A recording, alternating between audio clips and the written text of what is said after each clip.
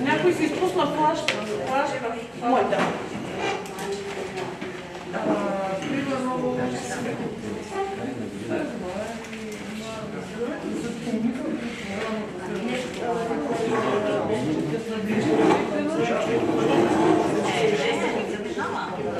Поповски пушки.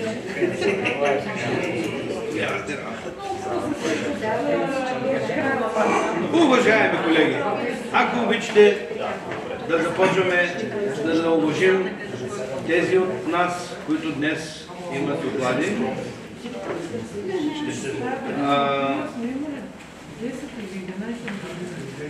Докладите са събрани в една секция и стават много.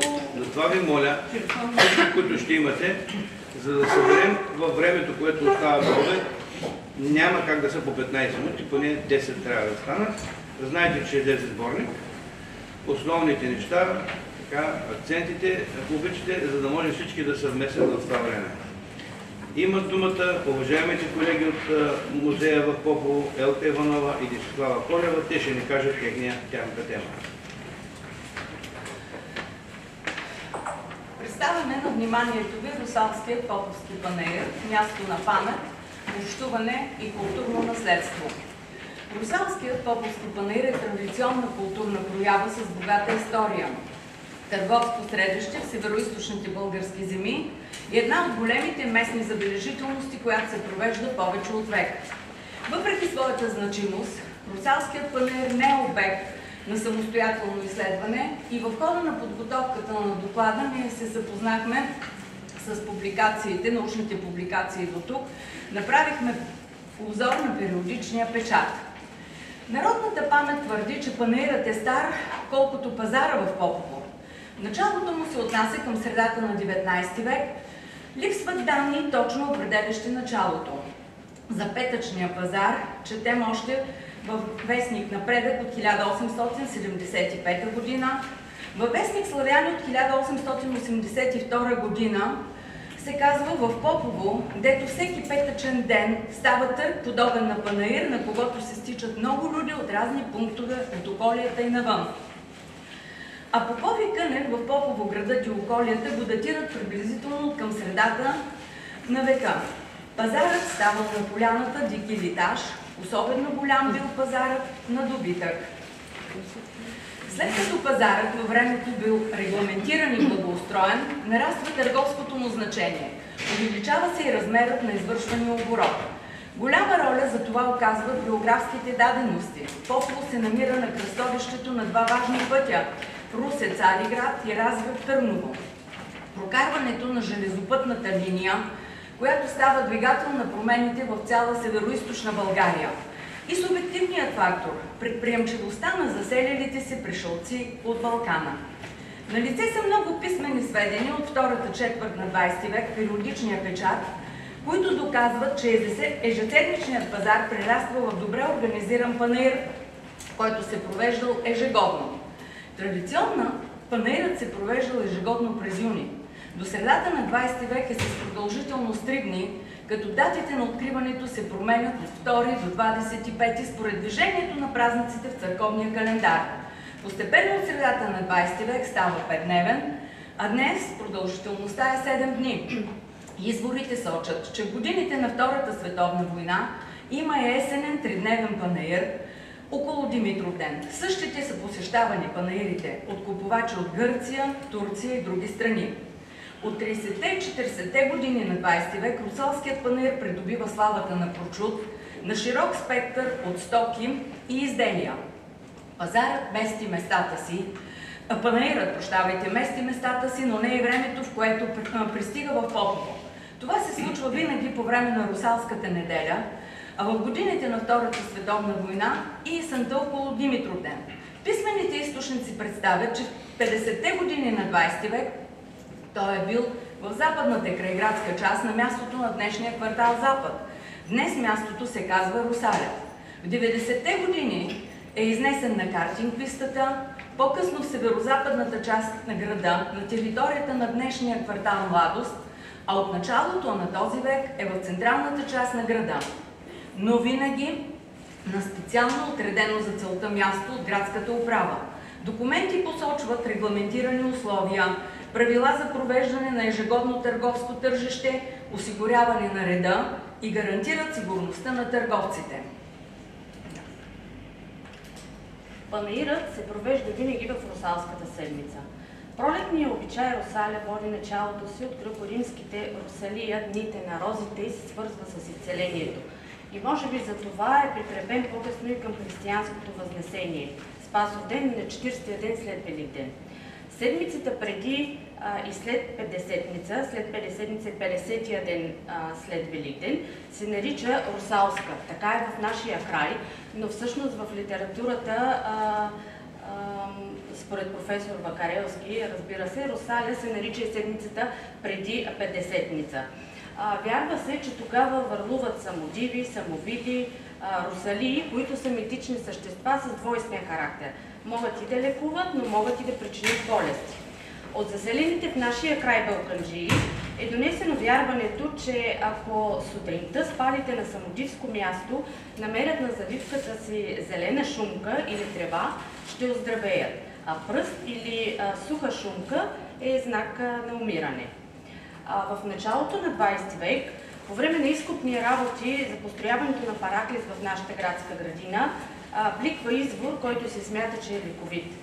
Това се случило през лятото и хората започнали да вярват, че тази вода ще ги излекува.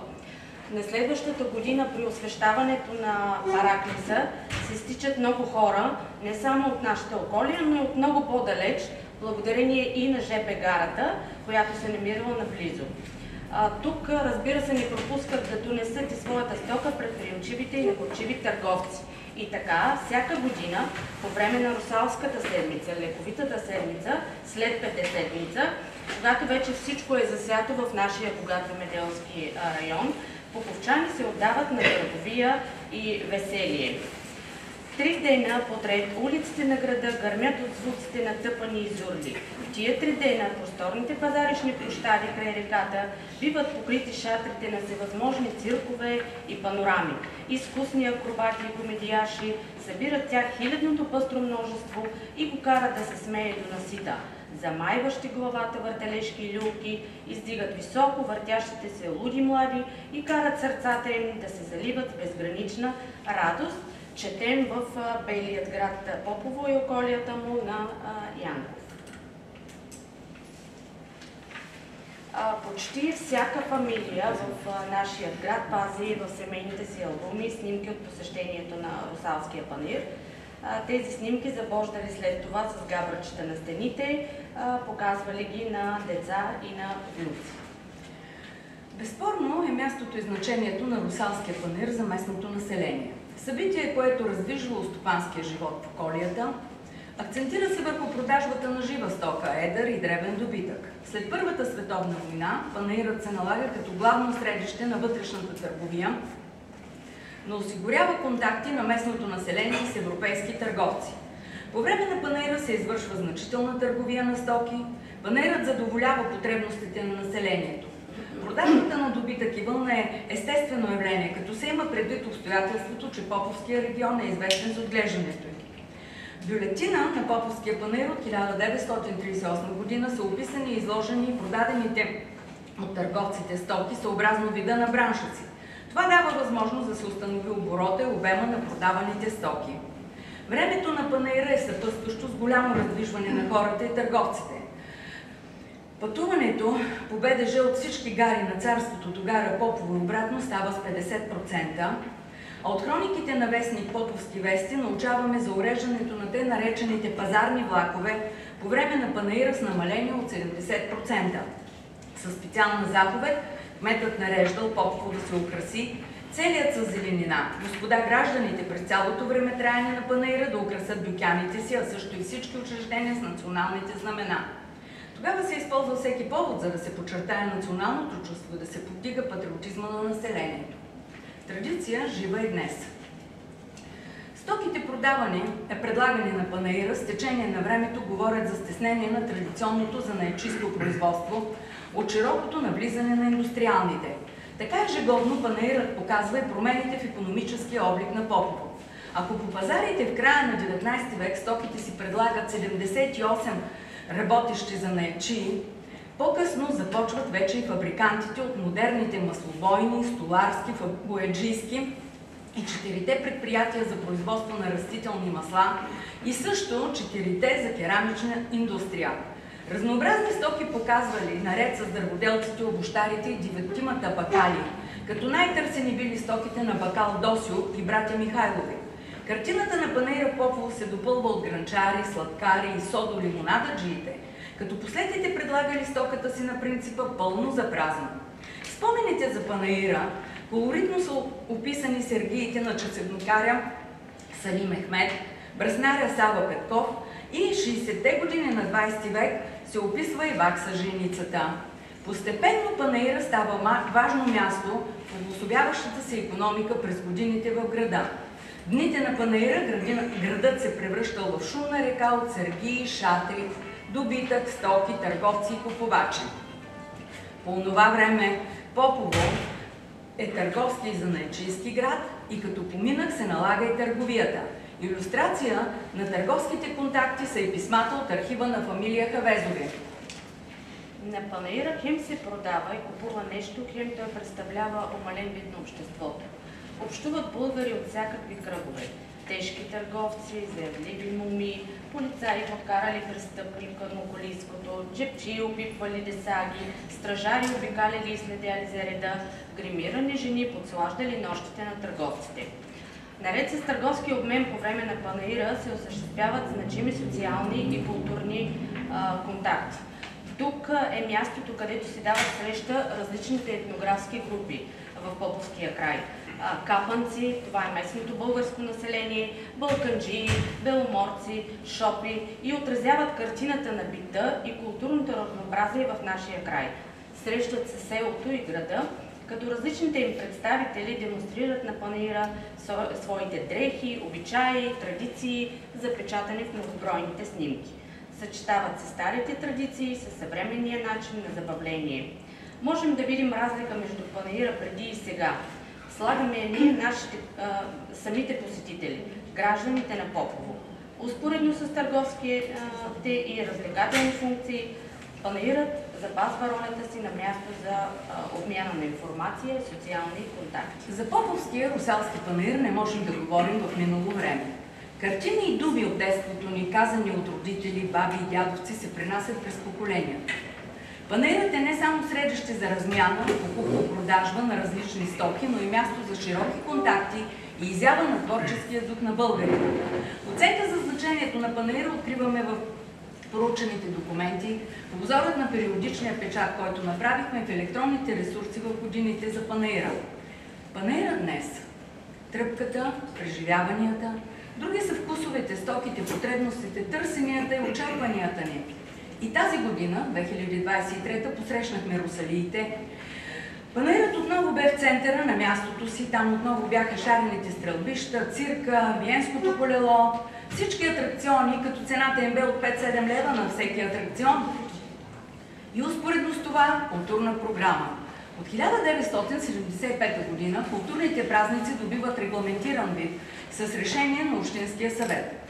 В рамките на културните празници, културната програма се представят книги, концерти в панаирните вечери, дегустация на ястия, характерни за етносите, изработване на етнокостюми, представяне на народни песни, обичаи, русалии, народни носии, фолклорът на етнографските и етнически групи, стари градски песни и градски костюми. Неотменима част е и дефилето, традиционното колоритно шествие на участниците и концерт на гостуващите състави от побратимените градове. Новост в последните 2 години бе фермерският и занаятчийски базар, изложение на произведените стоки. В традиционния русалски панаир се включва и областния информационен център. Посетителите научават за инвестиции от европейските структурни инвестиционни фондове, реализирани в региона. В рамките на панаирната седмица са и честванията на празника на Попово, 10 юни. Кулминацията е тържествената сесия на Общинския съвет. Нашият панаир. Той не е само стоки и търговия, справедливи сделки, а и социално, общочовешко общуване в това напрегнато технологично време, в което живеем. Историята му е дълга и колоритна, всеки носи част от нея в своята лична история, като спомени и разкази от предци, като видяно и преживяно, като настроение и усещане за традиция. От панаира носим носталгията. Всички го очакваме и сме доволни, и продавачи, и купувачи. Възможността да участваме в панаира показва потребността ни от общуване, от колективни преживявания, усещания, които практически способстват за изграждане на съзнание и утвърждаване на чувството за принадлежност и идентичност у нас. Панаирът допринася за популяризиране на занаятите и запазването и прилагането им в днес съвременни условия. Развива интереса ни към традициите, културно-историческото и фолклорно наследство в региона. Развива възможност за създаване на нови контакти и приятелства. Разкрива красотата, традициите и културното многообразие в нашия Поповски регион. Благодарим ви за внимание. И аз ще благодаря. Остава да ми поканите до година на панаира. И преди панаира заповядайте. А може ли един въпрос? Ако може, Чудесна презентация, панера обаче е надстройката. Може ли да ви попитам, мъжкото или женското е в Русалийския празник при вас? Не съм специалист, но това е много интересен въпрос. Още като проучвахме литературата, запознахме се, доколкото, макар че не е обстойно направено изследване цялостно, в годините нещата се менят.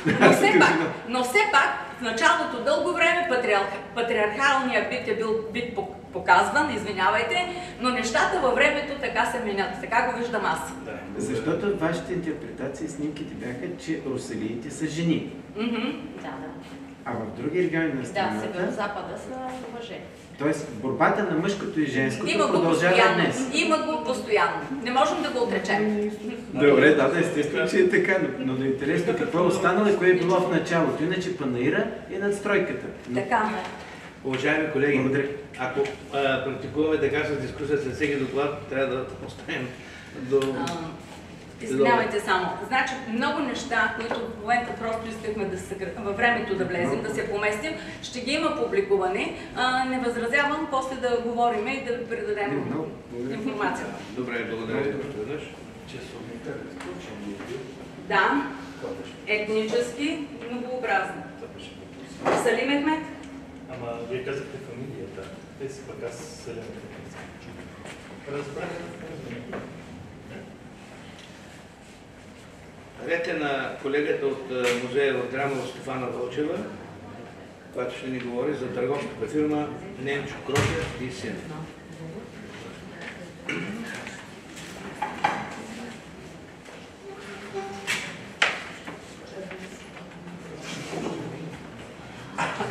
Колеги, ще се постарая да бъда максимално кратка. В литературата няма никакво проучване по този въпрос. Това беше основание за научното съобщение. То е изградено върху материали, които притежава нашият музей основно.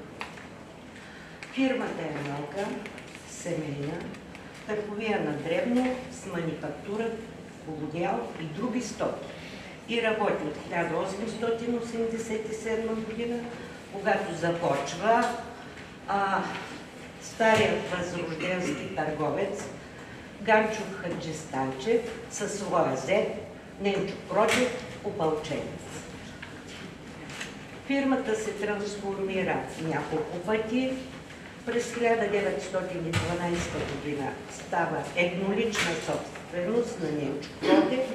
След това от 1920 година до 2 август 1944 година действа под името Ненчо Кротев и син.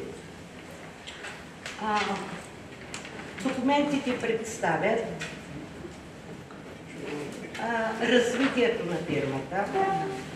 Търговците не умножават своите обекти, действат само в един магазин, който работи тук в Дряново. Капиталите се влагат в имоти, главно и в образованието. Търговеца Ненчо Кротев на своите 4 сина. 2 от които са с висше икономическо образование, единият е с архитектурно образование, а вторият син поема фирмата от баща си. Той завършва Свищовското търговско училище и по професия търговец. Друга сфера, в която фирмата влага печалбата си, това са ценните книжа. Прави опит да участва в първото промишлено предприятие, голямо на града, акционерно дружество Здравина, където нейните акции пропадат след изкупуването на дружеството от немска фирма. Или пък спонсорира културната дейност в града. По това време се строи библиотеката театър на читалищно развитие и участват в това начинание с облигации. Читалището изплаща своите задължения, фирмата получава 1000 лева, които влага в облигациите през 1940 и 1942 година. Но не за това искам да говоря днес. Направи ми едно интересно впечатление за една странична дейност на търговците. И тя е свързана с бежанските къщи, строени в България. През 1929 и 1930 година фирмата разнообразява своята стопанска дейност в необичайна за търговците сфера. Участва в строителните търгове на Главна дирекция за настаняване бежанците София, за предприемачи по изграждане на селски типови къщи в България. От векове строителството не е проблем за нашата околия. Набирането на кадърко е свързано с традиционния поминък на мъжкото население. Но главните аргументи да участва в тия търгове като предприемачи търговците вземат, защото най-малкият син, семейство Кротеви, Никола, е архитект и вече има успешна дейност, свързана като предприемач с бежанските къщи. Той, например, е спечелил търговете на къщи в община Свищов, в Царевец, Татари и Стежерол. На 29 октомври 1929 година получава информация, че спечелили един голям търг за строежа на къщи в село Долни Воден, Станимашка околия. Днес това е квартал на Асеновка. Дирекцията предоставя на предприемачите пълна документация, чертежи на сградите, на типовите къщи, условия, при които трябва да се извършват работите, с какви материали, по какви технологии. Определят се и строги поемни условия. Примерно, за изграждането на 5 къщи са необходими 3 месеца. Ако къщите са до 30, 5 месеца и така нататък. Предприемачите трябва да оставят залог 5 до 10% от стойността на предприятието. Трябва да купят материалите за своя сметка и получават 30% от стойността при някой време. Периода от 15 ноември до 15 март не е строителен, но това е време, в което могат да бъдат доставени на обектите материали. Също така фиксирана е цената на къщите. Къщите са всъщност пълни редови. Това значи жилище на Лесобор, централно. Това значи пак жилище на Лесобор, но жилището и обора са комбинирани, навес е странично и минимални къщи, това значи само жилище. Също така е фиксирана и цената на материалите, които трябва да се купят. И примерно дава се 1 килограм вар, лев и 20, килограм цемент, лев и 50, 1000 тукли, 900 лева и така нататък. За работата е също. Изкуп 1 кубически метър 20 лева, изкуп, но за основа вече цената е 25 лева. Фирмата Ненчо Протев и син спечелва търг за изграждането на 5 къщи в село Свобода, Черпанско. И подписва договор на 12 септември 300 година. Но преди това вече тя се е доказала веднъж с изграждането на 22 къщи в село Мичтюр, днес квартал Прослав, западен район на Пловдив. Тези къщи, които трябва да построят, са за 1 милион 336 хиляди лева. Архитект Протев получава от баща си, от брат си Стефан, генерално пълномощно да представлява фирмата и да осъществява дейността на предприемача в Мичкюр на 13 януари 1930. И той започва да купува строителните материали един ден след като подписва договора в Пловдив за извършване на работата. Като материалите търси на място, обръща се към търговци от Пловдив, Станимака, Сливен, изобщо от района, с които вече е работил по другите обекти на бежански къщи. Строителната линия е дадена на 11 март. А на 13 март Стефан Протев изпраща писмо на брат си, което го информира, че баща им продава една градина в село Царева Ливада за 40 хиляди лева, които са на негово разположение, и че фирмата прави постъпки пред Търновска банка да получи 50 хиляди лева заем, за да могат да се изградят къщи. Крайният срок за завършване на къщите е 15 август. Те са готови до 15 юли и са приети от Държавната комисия на 31 юли. Комисията оценява, че къщите са извършени според изискванията и препоръчва да бъде изплатена пълната сума на фирмата и върнат нейния залог.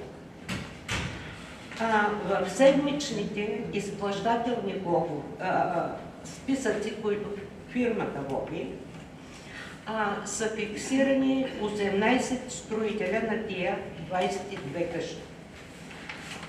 Само за един месец, в средата на периода, строителите са 20. Двама са майсторите зидари, които работят.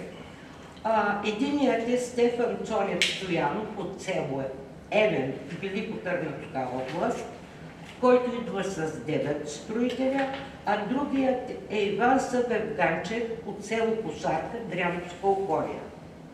Иван Ганчев е на 48 години, познат е вече на архитект Протев, защото работи с него в Свищовско и в Долни Води.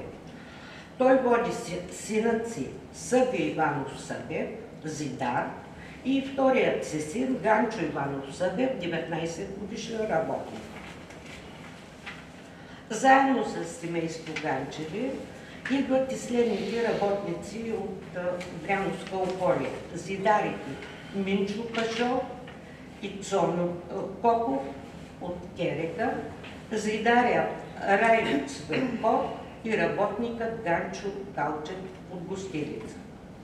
Всъщност, дейността на фирмата казва един преход от възрожденската търговска традиция, която търговците продължават да използват.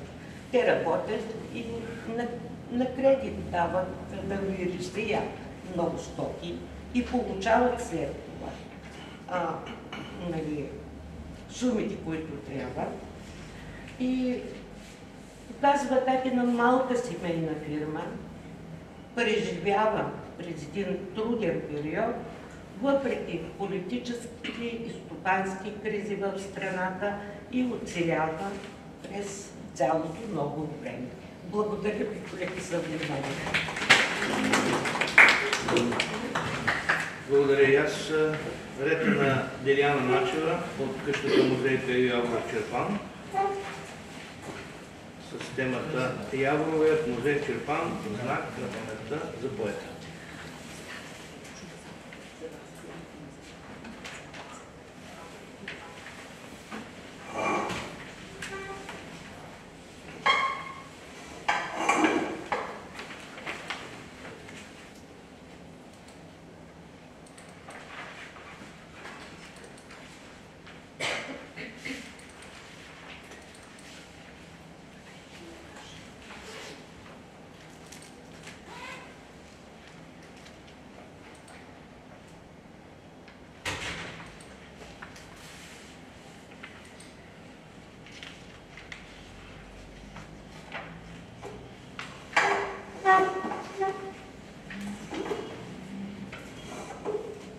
Добър ден на всички от мен.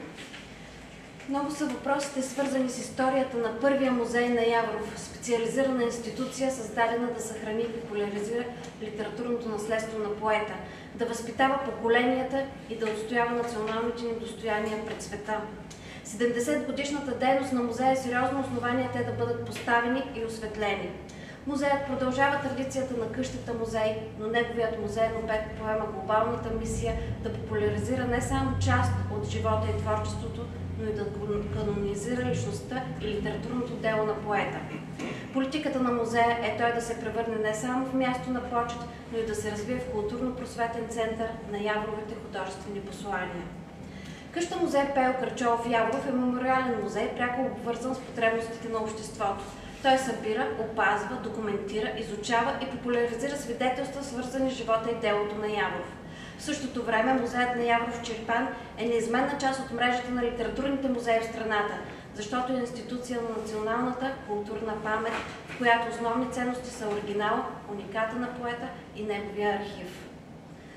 Настоящата статия насочва вниманието към историята и особеностите по изграждането и утвърждаването на къща музей Пейо Карчолов Яворов Чирпан като знак на паметта за поета и като културно средище.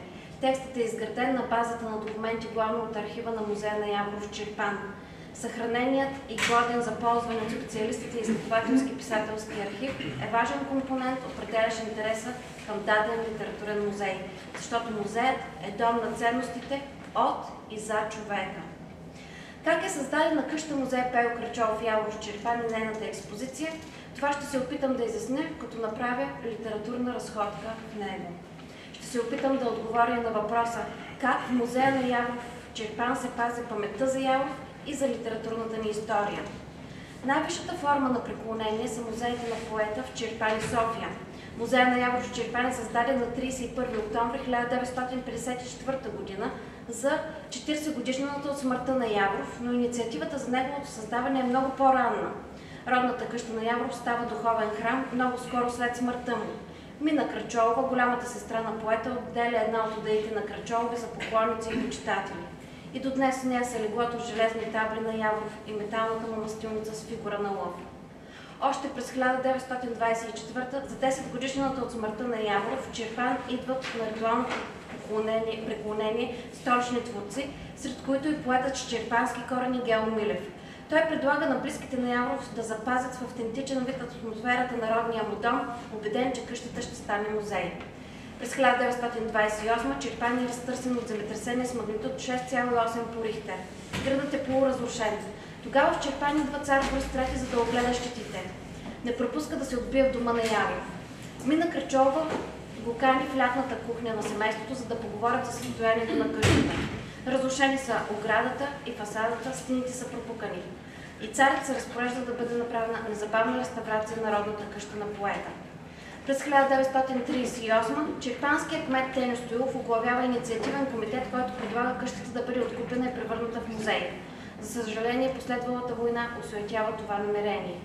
През 50-те години племенницата на поета Ганка Найденова Стоилова води своите битки, за да има Яворов музей, при това не един, а 3.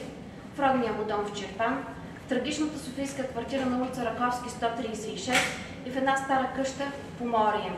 Лично Вълко Червенков дава благословията си за създаване на първия музей, родната къща на поета в Чирпан.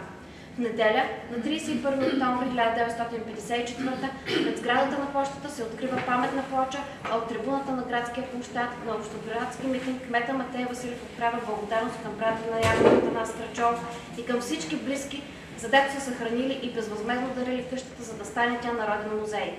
Пред родната къща слова произнасят Дора Габе и Божидар Кожилов. В началото се комплектуват музейните фондове. Това е свързано с работата на уредника Стоян Стаев и с активната дейност на Ганка Найденова Стоилова, която събира документи и работи по първото издание на летописа за живота и творчеството на Яворов. Културната дейност е свързана с присъствието на живите все още Яворови близки. Брат му Атанас Крачов, племенниците, видни литературни съвременници Михаил Арнолдов, Владимир Василев, Димитър Талев, следователя Иван Божилов, Михаил Кремен, Людмил Стоянов, Никола Фурнаджиев, Георги Цанев, живите другари по оръжие, които продължават да изпращат в музея своите спомени. Родната къща на Пео Яворов се състои от 3 помещения. Гостна стая, всекидневна, така наречената средна стая и пейова стая, в която са подредени лични и семейни вещи. Автентичната обстановка в стаите ни връща към младите години на поета. В пейлата стая е работната маса на Яворов, където са създадени първите му стихотворения. Тук той прекарва безсъдни нощи над стиховете на Ботев, Вазов, Пушкин, Лермонтов и Некрасов. Над работната маса е окачен портретът на Пушкин, който Яворов изрязва от руското списание Нива и поставя в рамка. Гостната стая е наредена така, както семейството е подготвило да посрещне през септември 1913 Лора и Яворов. Портретът на Хаджи Димитър и Стефан Караджа в гостната стая е извор на интереса на Яворов и семейството му към народните страдания и борби. През 1962 година, когато уредник на музея става Димитър Данаилов, актуални стават връзките с съвременната българска поезия. През 1963 Съюзът на българските писатели обявява родния град на Яворов Чирпан за столица на българската поезия. Средище на поезията става музеят на Яворов. През 1968 в Чирпан се провеждат ежегодните Яворови януарски дни. Откриването им става на рождения ден на поета, 13 януари, а значимостта им ги превръща в център на културния календар на града и страната. През 1973 е учредена и Яворовата литературна награда, която се присъжда на всеки 5 години за цялостно творческо присъствие в българската литература и за високо художествени постижения в областта на поезията. Нейн пръв носител е поетът Павел Матев. През годините лауреати на наградата са били Димитър Методиев, Лиляна Стефанова, Иван Давидков, Христо Фотев, Валери Петров, Михаил Неделчев, Иван Динков, Калин Донков, Иван Цанев и Борис Христов. През 1973 музеят е разширен с откриването на експозиционна зала, включваща фототабла и оригинални вещи. Експозицията е открита благодарение на поета с чирпански корени Павел Матев, който по това време е председател на Комитета по изкуство и култура, и благодарение на архитекта Стефан Станов. Постоянната експозиция дело на уредниците Димитър Данаилов и Мария Илиева проследява основните моменти от жизнения и творчески път на Яворов. През 2013 година експозицията е обновена по европейски проект Музея на ансамбъл Пео Крачов Яворов и е подредена изложбата Път, на който не съзирам края. В музея на Яворов Чирпан знаци на паметта са и паметниците на поета. С паметника на Яворов от професор Мара Георгиева, скулптурата Бежанка от Македония от академик Иван Лазаров, гипсовото копие на бюст паметника на Яворов от Борисовата градина в София от Григория Харунян, както и с графитото на Димитър Киров и Хачкара от признателните арменци. През 1978, 100 годишнината от рождението на Яворов се отбелязва изключително тържествено. Празничните дни са включени в годишната културна програма на ЮНЕСКО и са в център Чирпан.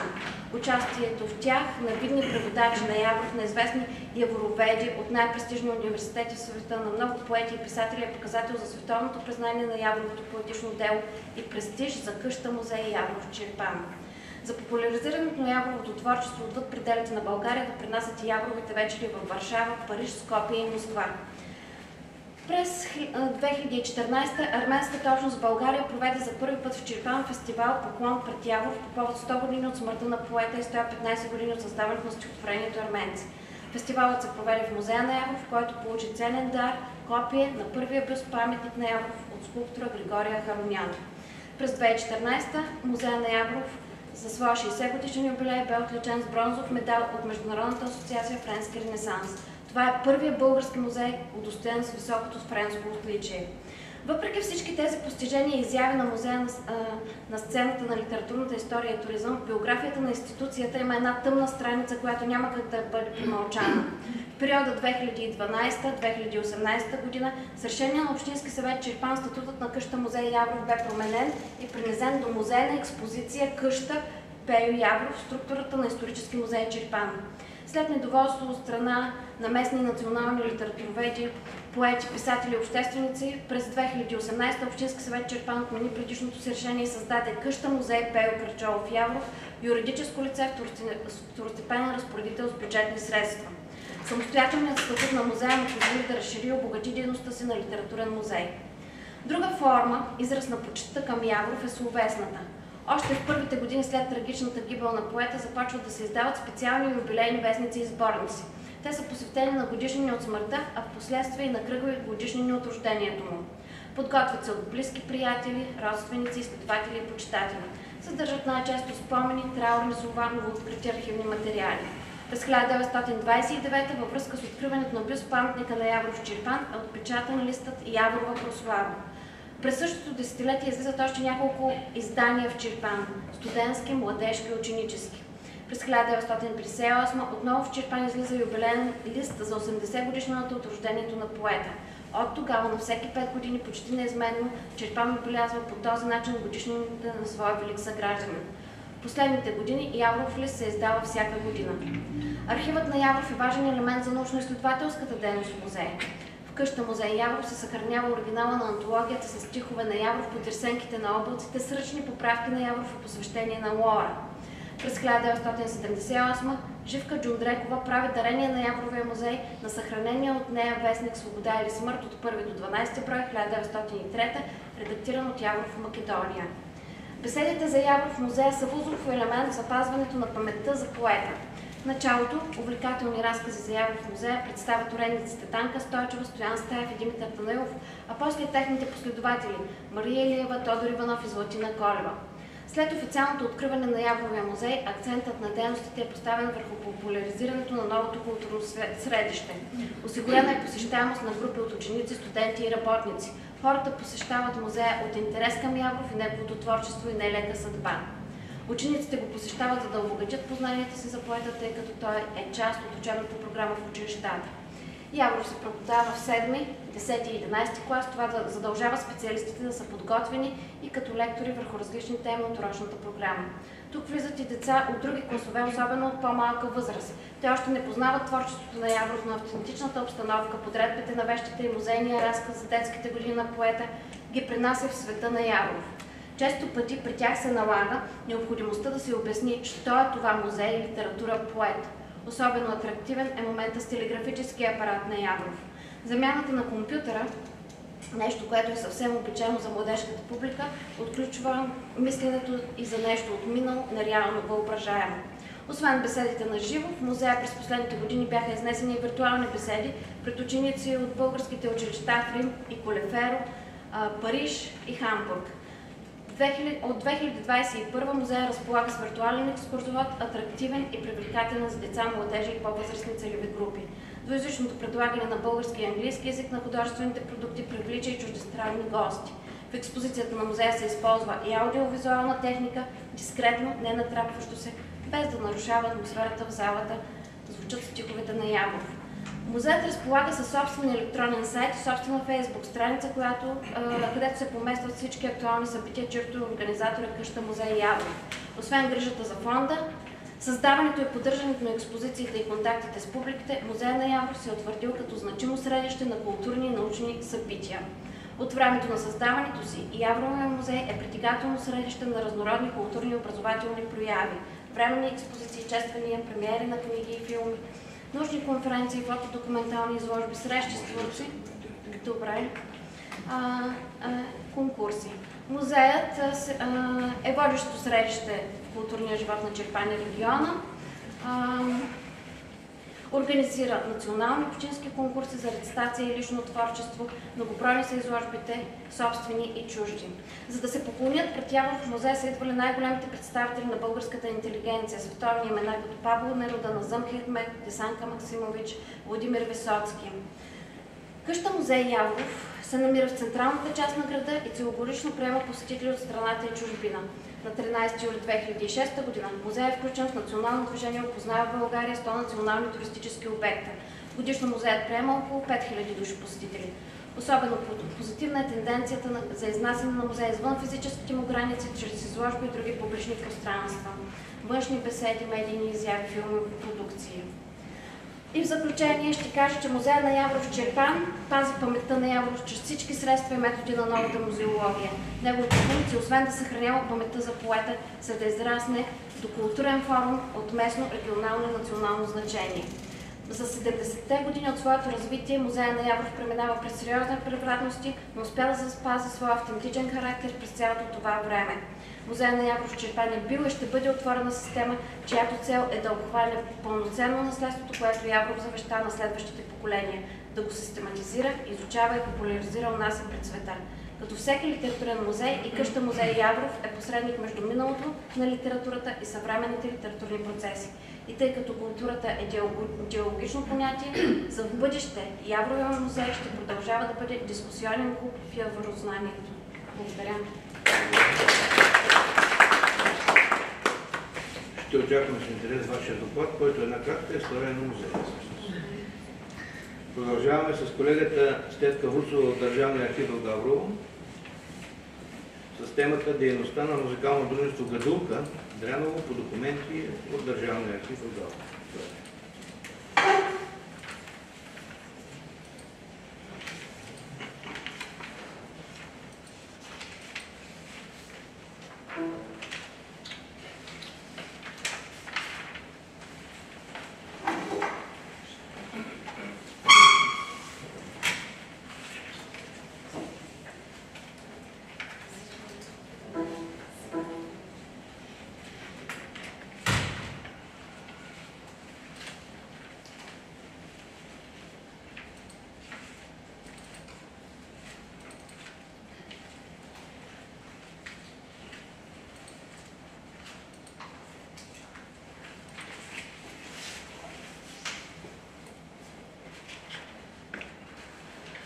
Музикално дружество Гадулка е създадено на 12 декември 1934 г. по инициатива на Дончо Тодоров, диригент на църковния хор в Дряново, работещ като счетоводител при Българска земеделска кооперативна банка в града.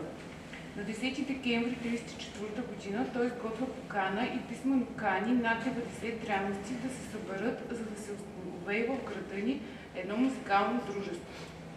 На учредителното събрание присъстват 75 души. Избира се временно бюро с председател Стефан Рашенов и секретар Георги Ганчев.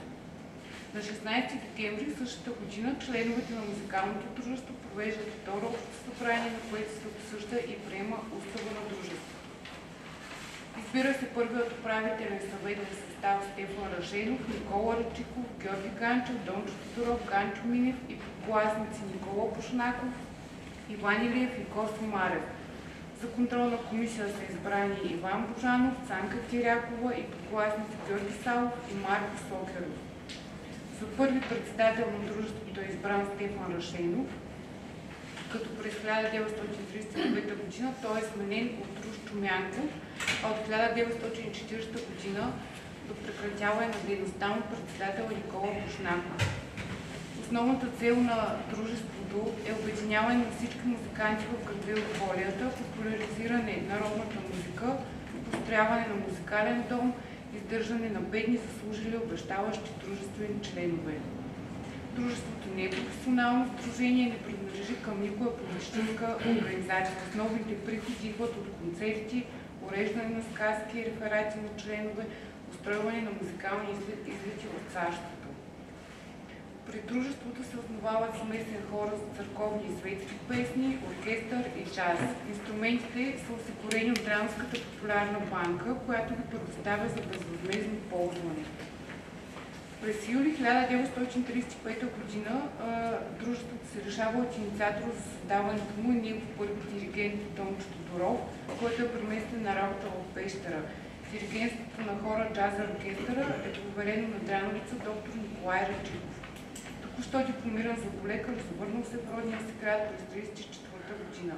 Под негово диригентство, в продължение на 5 години, смесеният хор изнася концерти в Дряново, околните дрянски села, София, Трявна, Габрово, Търново, Горна Оряховица, Павликени и други градове и села. Хорът редовно пее в трите дрянски църкви на всички църковни празници, пътува ежегодно до София, където участва в традиционните вечеринки на Дрянското културно дружество Роден край. Участва в събора на Българския певчески съюз, проведен в Сливен от 6 до 8 ноември 1937 г. Участва също така в вечеринки от рай забавни от дружеството в града, училището, читалището и други в благотворителните коледни изяви. През годините числото на хористите се движи между 35 и 60 души. По инициатива на доктор Рачиков и с лични средства на хористите през 1937 година се създава оркестър от устни хармоники с 25 участника. Диригента на хора доктор Рачиков умира внезапно на 8 октомври 1940 година, като с него заместник на диригентския пост е определен Пенчо Николов. От 6 юни 1936 г. музикалното дружество е прието за член на Българския певчески съюз. След смъртта на доктор Рачиков, дружеството постепенно намалява своите изяви и дейността му замира. Членовете през годините варират от над 90 до 36. От 1939 г. документалните материали свидетелстващи за дейността му са единични, тъй като дружественият живот постепенно замира. Документите постъпват в Държавен архив Габрово през 2007 година, като са дарени от Антония Рашкова от Дряново. Те са запазени от нейния баща Димитър Иванов Кабранджиев, който е бил последният секретар на дружеството. Това, което те предават, са основно покани и протоколи от общи събрания и заседания на управителния съвет, правилник на дружеството, редица молби за членство, отчети за дейността, входящи и изходящи дневници за кореспонденция, кореспонденция на дружеството с институции и дружества в Дряново и страната за изнасяне на концерти и други, касова и квитанционна книга. През 2008 година академик Христо Недялков използва документи на дружеството и се свързва издирва наследници на Дончо Тодоров. Снимките, които виждате в презентацията, са предадени именно от тях и са допълват фонда на дружеството в архива. Благодаря ви. Хем интересно, хем кратко стегнато, с което любезно ви напомням на останалите, че ако искаме да свършим прилично по обед, да се ограничим към 10 минути. Ред е на колегите Димитър Гешков и Милена Маринова от Сдружението Национална културна платформа. Заповядайте.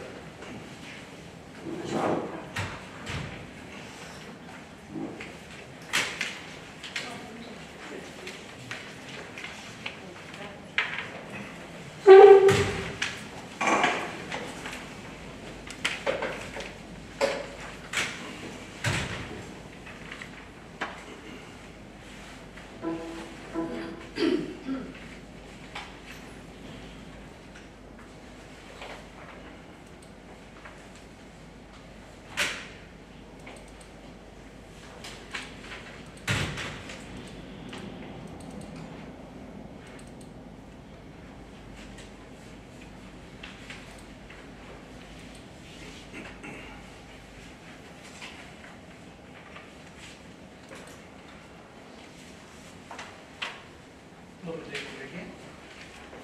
Да бъдем полезни на България е нашата тема, която ще представим в следващата конференция.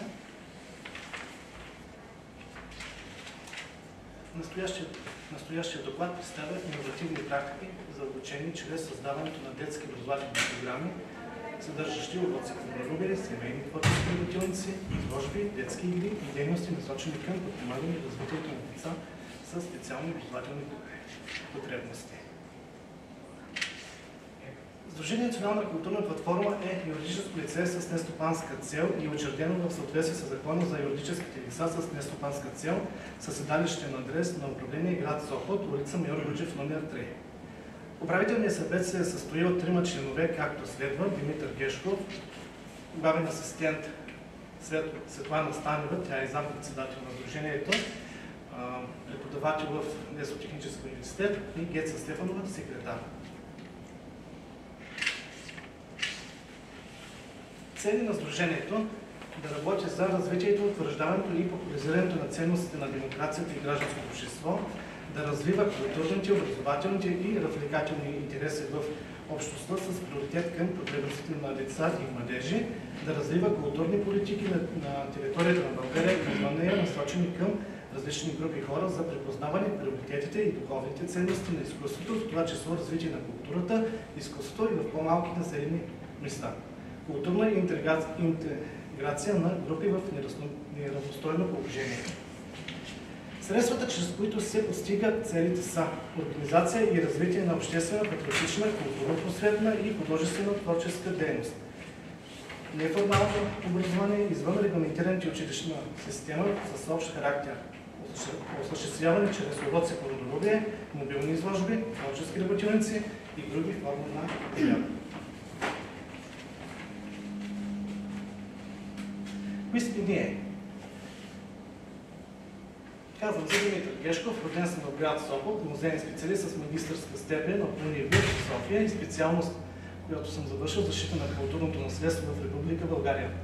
Работил съм в къща музей Иван Вазов от 2015 година до 2019 година като информатор музей и в община Сопот от 2011 до 2015 като технически сътрудник. От 3 октомври 2022 година до настоящия момент живея в град Панагюрище и работя като уредник в исторически музей Панагюрище. Председател съм на Сдружение Национална културна платформа. Сдружението е моята извън така музейна дейност, която осъществявам през свободното си време. Приемам за своя максима, че професията преди всичко е призвание. Считам, че заради дигитализиращия се свят, достойно място в глобалната мрежа трябва да се заема популяризирането на културните институции чрез снимки и видеа. Това е моето хобби, като и фотографията, и видео за снимането. Визитна картичка на Миглена Маринова. Тя е родена в град Сливен. През 2004 година завършва специална педагогика с профил логопедия, а през 2006 година магистратура по приложена социална психология към Пловдивски университет Паисий Хилендарски. Веднага след дипломирането си започва работа като логопед в дневен център за деца и възрастни с увреждания в родния си град, където работя до 2018 година. Напуска центъра и от 2019 година е в регионален исторически музей доктор Симеон Табаков, където работи като музейен педагог. Нейното мото е: работя това, което съм учила и продължавам да уча, което винаги ще обичам.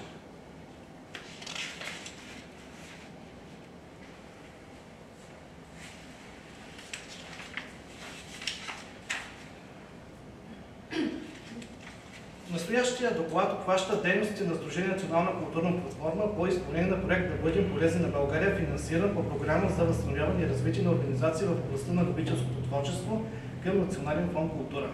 Сдружение Национална културна платформа работи по образователния си проект от 12 октомври 2020 година до 30 май 2023 година, като дейностите са съсредоточени в град Сливен в кабинета на специалиста Миглена Маринова, която е психолог и логопед.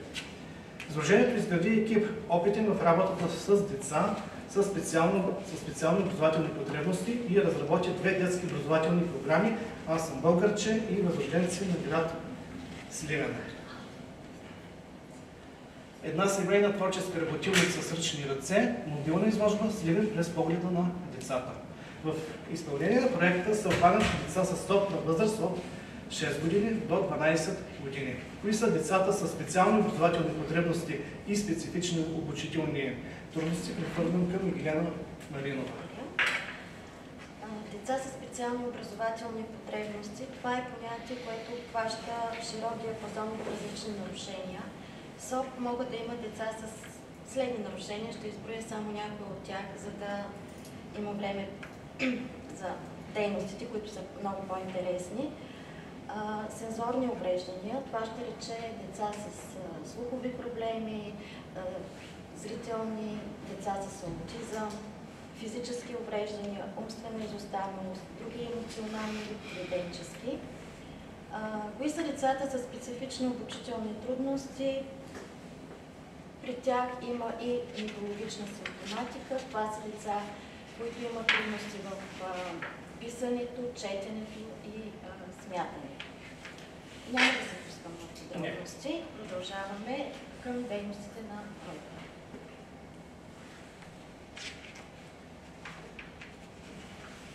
В процеса на изпълнение на дейности на проекта през месеците октомври и ноември 2022 година екипът организира и създаде детска образователна програма „Аз съм българче“. Тя се проведе в частен кабинет на Мигелена Маринова в град Сливен, който оборудвахме с маси, столови, детски станчета, лаптоп, проектор, закупени с и осигурени от Национален фонд култура. Дейностите по програма „Аз съм българче“ се проведоха на 2 етапа. Всяко едно дете изтъка свое българско знаме от прежда и вълна и всяко дете изработи български флаг чрез нанизането на маниста на корба, образувайки пано. Вие виждате на презентацията точно тези деца, как са изтъкали знамето и също нанизаните маниста на български флагове. За тяхното развитие се наблегна към фината моторика, което е от изключително важно значение. Фината моторика всъщност е умението на координация и контрол на малките мускулни групи на ръце, пръстите, очите и други. Научно доказано е, че развитието на моториката на ръцете е тяхното свързано с развитието на речта на детето и неговото мислене. През месеците октомври 2022 година, януари и февруари 2023 година екипът организира и създаде детска образователна програма „Възрожденци на град Сливен“. За целта бяха закупени и предоставени на децата 30 броя пъзели с изображенията на Хаджи Димитър и Стефан Караджа, Панайот Валов и регионален исторически музей доктор Симеон Тогаков. 10 броя комплект цветни моливи, 10 броя стативи за рисуване, книжки за оцветяване, следни през погледа на децата, създадени от мен. Пъзелите помагат за развитието на децата, повишавайки тяхната концентрация и памет.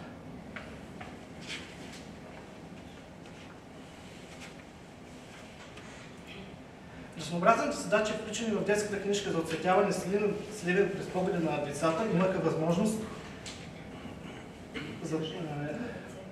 имаха за цел децата заедно с Мигелена Маринова да се докоснат до културно-историческото наследство на град Сливен. На 5 март 2023 година дадохме начало на семейната творческа работилница с ръчни ръце на тема „Изработване на предмети от глина“. Децата използваха глината като метод за създаване на скулптурни позиции, които дават възможност на малките родолюбчета да виждат нещата от различна посока и ъгъл. Водени от специалиста заедно с своите родители и представители на сдружението, децата създадаха, оформиха, оцветиха своите произведения от глина. Изкуството възпитава мисленето извън рамка и помага да се развият когнитивните процеси. Сетивното възприятие е едно от тях. Вниманието е когнитивният процес, който позволява на хората да избират, фокусират и поддържат своите умствени ресурси в дадена стимулация. Тясно свързана с вниманието и възприятието е обработката на информация, която е един от основните когнитивни процеси. Паметта играе основна роля в познанието, тъй като позволява да се поддържа по-рано възприетата информация в системата и работи с нея както краткосрочно, така и дългосрочно. Висшите когнитивни процеси изискват умствени усилия за изпълнение. Основният и най-висшият когнитивен процес – това е мисълта. Позволява ни да формираме концепции, да правим преценки и дедукции, да си учим. Езика. Говорим не само за устен език, но и за други видове комуникация. Зрителна, тактилна, слухова. Творчество. Предполага разработване на нови стратегии или начини на мислене. Това дава възможност на децата да почувстват, че са творци на собствения си живот. Искам да отворя една скоба, за да споделя с вас, че изпълнението на дейностите по този проект за мен бе от изключително, как да кажа, вълнувам се, изключително предизвикателство. Трябваше да съчетая доста от нещата, които зная и всъщност, т.е. логопедия, история, психология, да се подходи индивидуално към всяко дете, също така и груповата работа, както всяко едно дете със своя отделен проблем, който има, беше изключително трудно. Самите деца доста се вълнуваха и се състезаваха, така да кажа, помежду си. Повечето деца, които умееха да четат и пишат, помолиха своите родители и заедно с тях потърсиха в къщи и допълнителна информация по темите, които бяха предоставени в кабинета. Не знам, продължавам. Така и завършихме нашия проект с изработването на мобилна изложба, на която показахме всички тези осъществени дейности през месеците, с което с нея приключихме проекта на 30 май 2023 година. Проектната дейност със своя нестандартен и динамичен начин на работа, аудиовизуален формат и творчество се доказа като много добър подход за развитие на знанията и уменията на децата с специални образователни потребности. Екипът на Сдружение Национална културна платформа, заедно с специалистата Миглена Маринова, успешно привлече вниманието и работата в екип на родители и деца в образователните програми, насочени към популяризирането на културното наследство на община Сливен. Екипът предвижда надграждане и включване на други български градове и целеви групи, насочени към децата, т.е. нашето бъдеще. Проектът ще допринася и за бъдещето популяризиране на нематериалното и материалното културно наследство на България, любителското творчество сред деца, лишени от родителска грижа. Това са ни вече следващите цели, които предстои да ги реализираме. Благодаря ви за вниманието.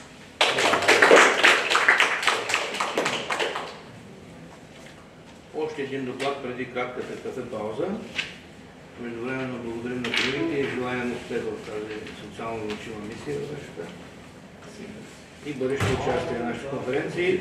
Колегата Мирослав Тошев от Историческия музей по монтаж сам ще ни каже темата, да не сгреша нещо.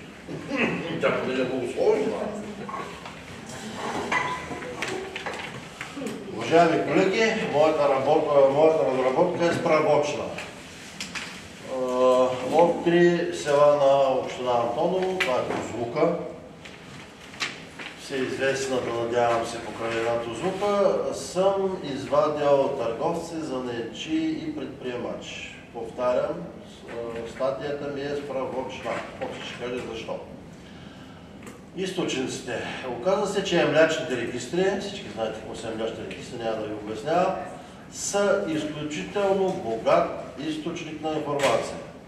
Защото през, значи, тия, които са запазени, едните са 12-та година, другите са 29-та година и 36-та, мисля беше, и е записано Ахмед Ходжов и Амуртан, и Чарта.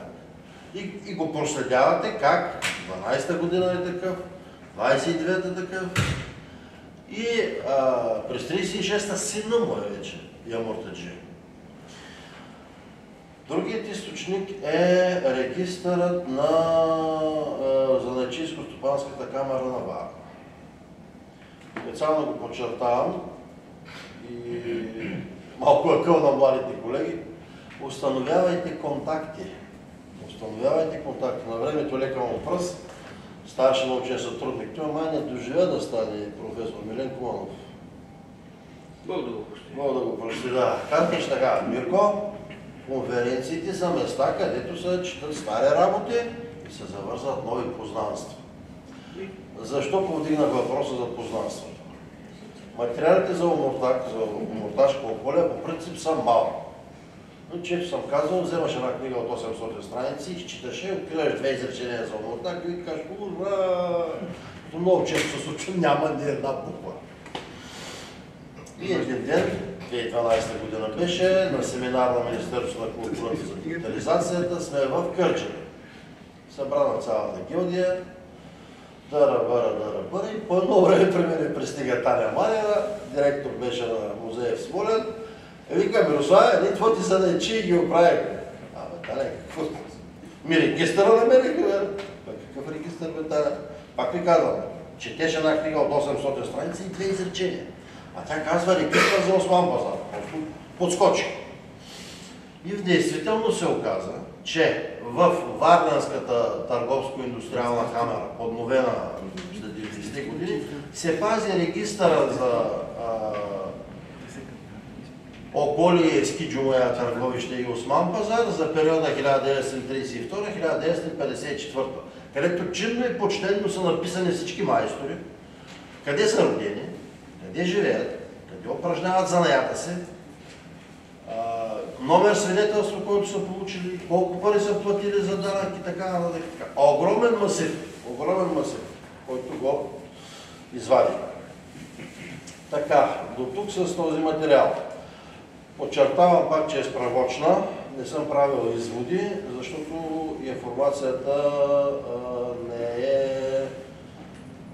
не е изчерпана изцяло. Какво имам предвид? Напоследък имам проблеми с рецензентите, които правят статиите. Миналата година една статия за земеделието. Много добра статия. Нищо.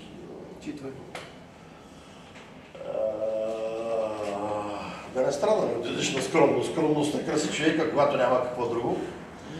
Защото точно в тези млечни регистри, в 2 от тях, прегледал съм над 120, чиновника беше написал срещу всеки собственик на земя, срещу всяко парче земя, това е през 31 или 32, какво е засято. До сега, доколкото знае, никой не е правил обширен анализ на структурата на системата, по която се засява земеделската площ. Тоест, колко жито сееш, колко ръж, колко ечемик, колкото пъти съм попитал някой, ама то различно бе, различно. Оказва се, че не е различно. 40% жито се сее винаги. 45%. Да. Извадя ги тези материали подробно. Рецензентката обаче ги върна и каза, не, тук няма изводи. Мен много ма стегна шапката и почва да пише едно писмо така възмутено. После викам, чакайте, аз съм византинец Солокав от Осман пазар. И тъй като имах шанса, добрите приятели помогнаха да науча името и пиша електронно писмо. Така и така, нали, благодарен съм ви за вашите препоръки, но много ви моля, конкретизирайте, нали, това и това и това и това. Тъй като материали за земеделието в Тозлука няма, да.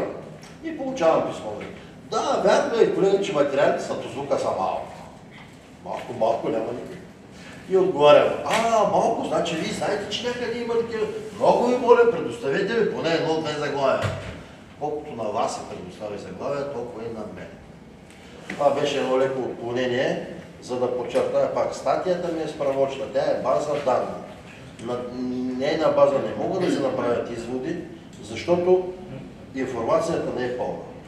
Разбира се, за едно стандартно проучване, за да се отчете дейност, тя е перфектна, но не е пълна. Защо не е пълна? По повод статията за земеделието, която правих, имах шанса. Моя съсед, нека му пръсти светла му памет, той беше от ден 27 година, той познаваше хората, които бяха записани в млечния регистър. И аз отидох пред него и почнах. Бай, Стефане, кажи бе, тук сега Анка Георгиева. С Анка Георгиева. Баба Анка, да бе, ние волехме да билем джанки в нейния двор.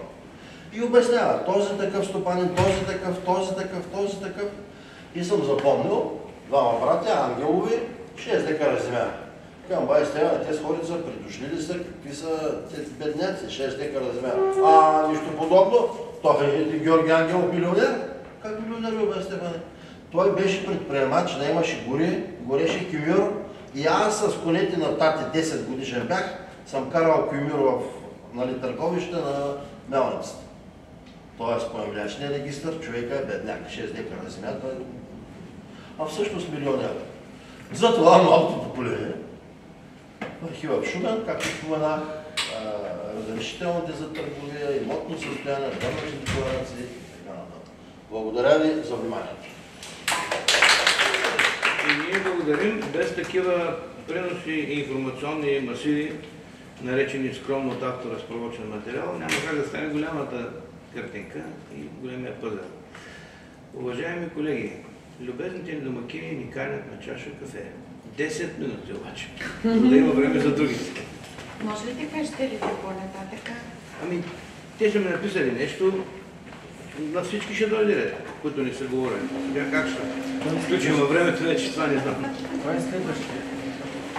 Кой е следващия? 6-7. Елена Драгостинова. Елена Драгостинова е миродушите. Природен женско съдение. И така. Да ни отнеме дума. Сега камера. Начало ли да почне? Да. Добре. Има една симфония, която се казва Прощална симфония на Хади, която се изпълнява на свещи. И когато оркестъра засвири, всички свещи, така е ударението свещи, свещи, греят. Когато се свърши солото на един от музикантите, той дупва и си заминава. И тук в момента на нашата конференция малко се намираме в тази ситуация. На Хайден да е? На Хайден, да.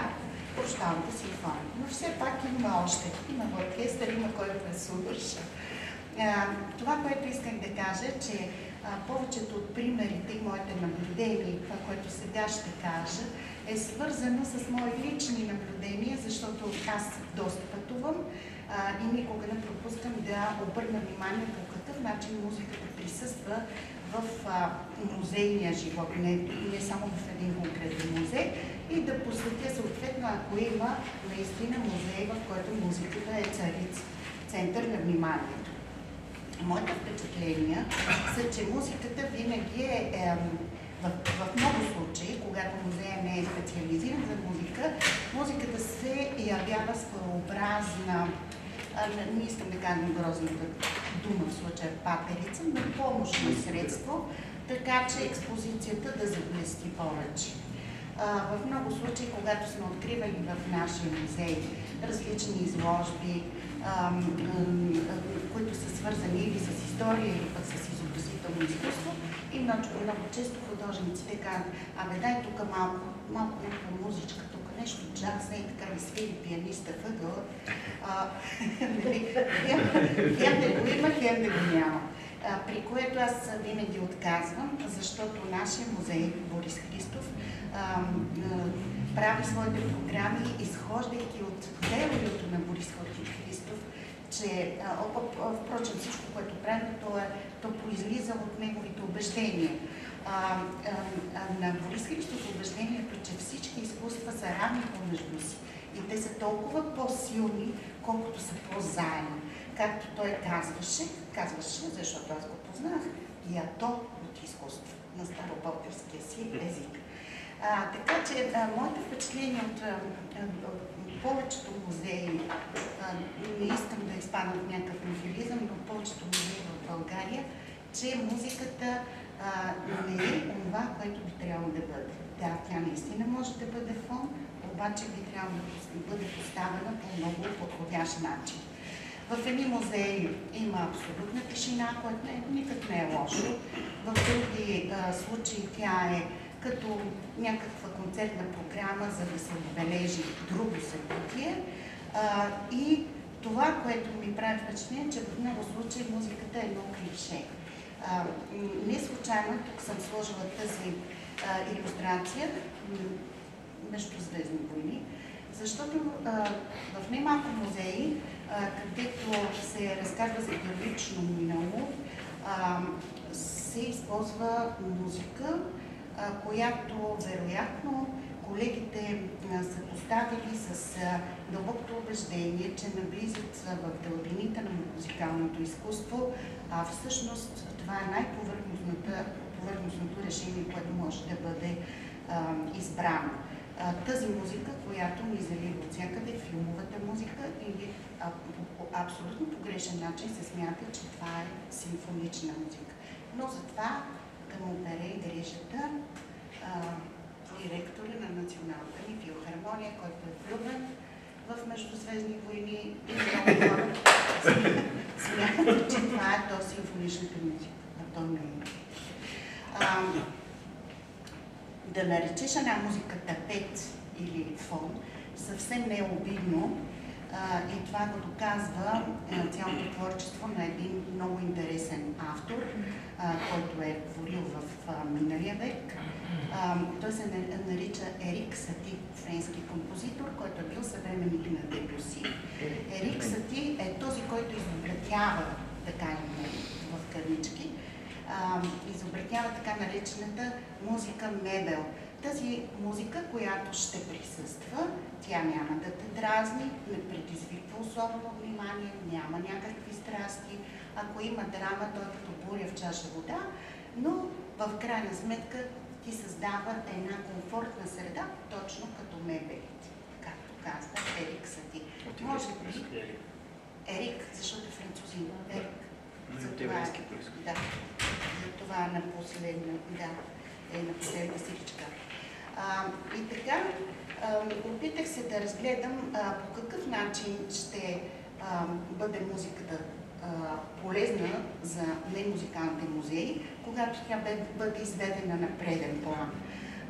В Германия също има нощ на музеите. И тук е много интересно да подхвърля този въпрос.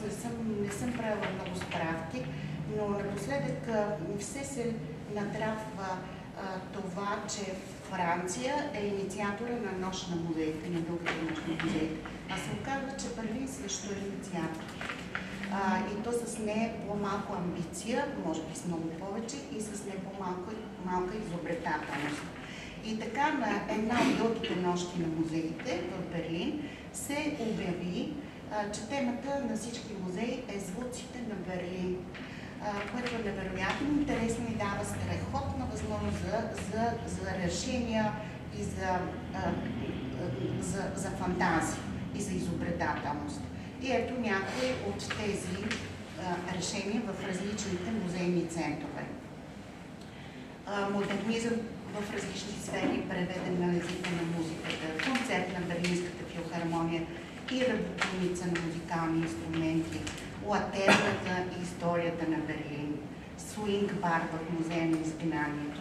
Тоест тук се търси и паралела с съответния музей, с темата на съответния музей и същевременно контрапункт, което прави още по-интересни нещата. И пък в крайна сметка, нали, важното е публиката, когато обхожда тези музеи, да се забавлява и по нов начин, чрез музиката, да достигне до това, което смята, че го е виждала стотици пъти, но сега с нови очи, защото работи още едно сетиво. В Хумболтовия форум, не знам дали някой от колегите е бил в Хумболтовия форум. Хумболтовия форум е най-новия музей на Берлин, който по много интересен начин е подреден. Това са някои от музеите в Берлин, където се случваха тези събития в дългата нощ на музеите. И в крайна сметка, в този Хумболтов музей се дава възможност да присъстват големи колекции и от музикални инструменти, но и да има, както виждате, тази картинка, която е най-вдясно, тя показва един кът за слушане на музика, за осамотяване. Слушането и гледането става чрез тези монитори, които виждате, а пък по диагонал това е вътрешността на Хумболтовия форум, където се случват страхотни музикални събития от симфонични концерти до джаз фестивали.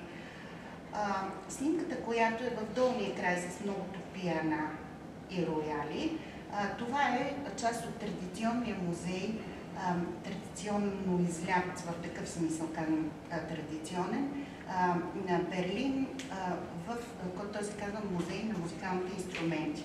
Тук наистина могат да се видят чудеса, но за разлика от много други, тук не можеш да седнеш да посвириш.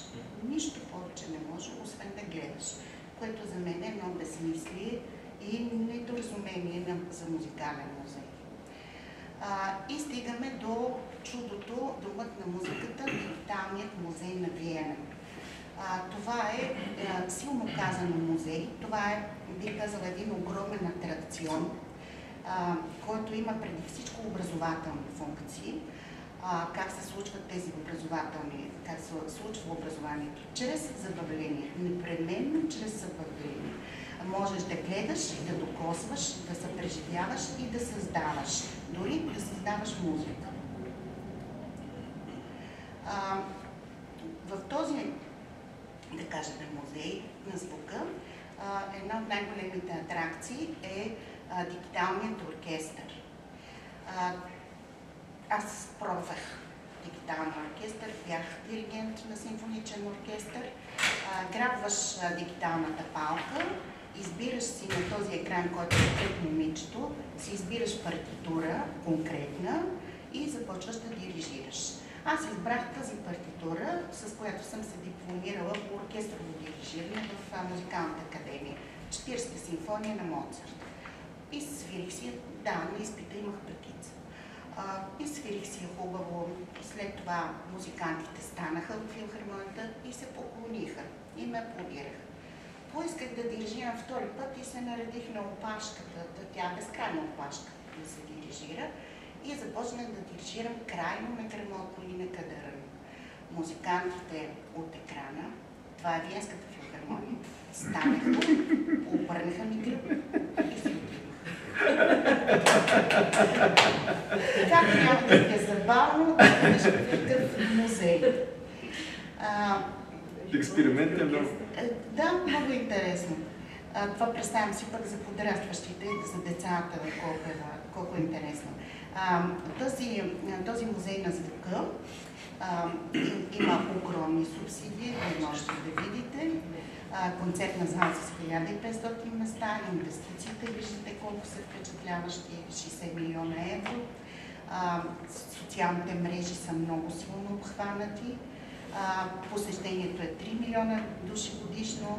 И за интерактивните инсталации няма какво да говоря. Това са инсталации, в които можеш да доближиш един полукръг, който наподобява на корема на майка, която е на бъдещата майка. Оттам можеш да уловиш звуците, които още нероденото дете издава. И това се нарича соносфера. Освен това, споменах за виртуалния диригент и купиш други чудеса, които обаче в никакъв случай не са самоцелни и което е най-прекрасното, че всички те работят.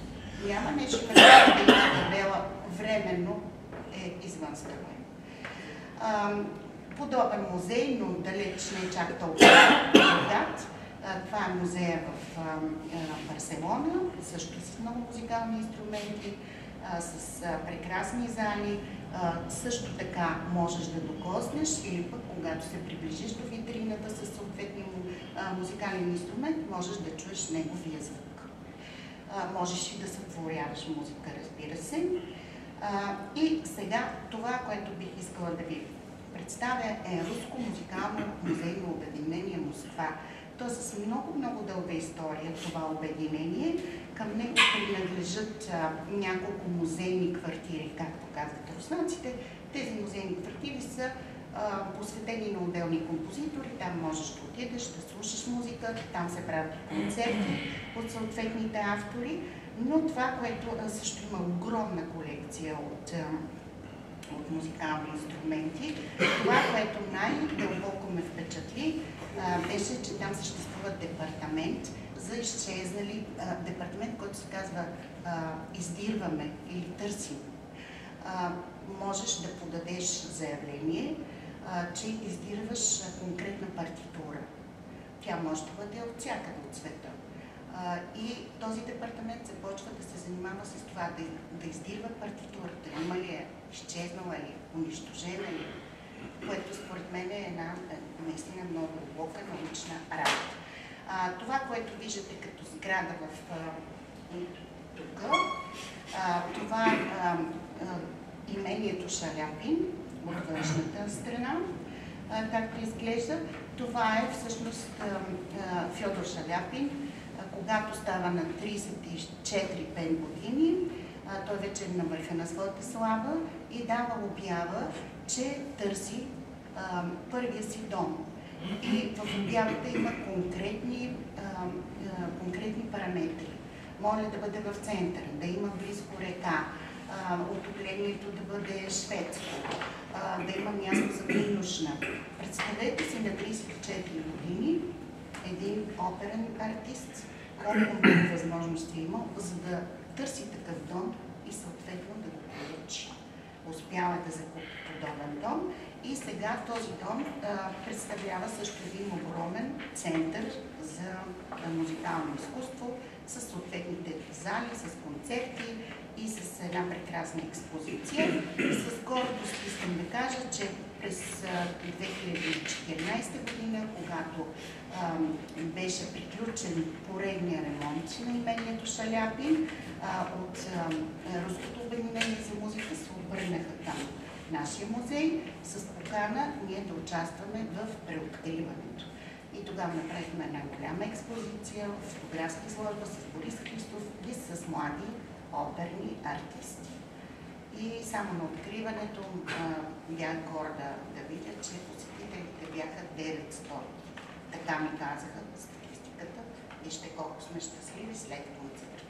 Щастливи и почетени. И ето го нашия музей Борис Христов, който не е идвал. Заповядайте.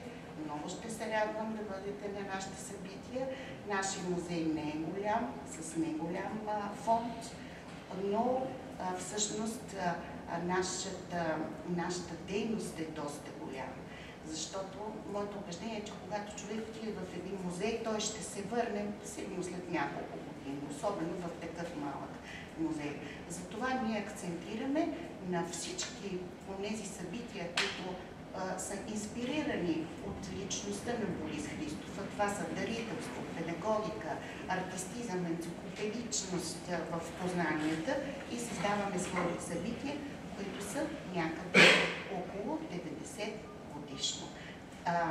Една от моите гордости е звукозаписното студио, защото правейки концерти, ние записваме изпълнителите, които заслужават това.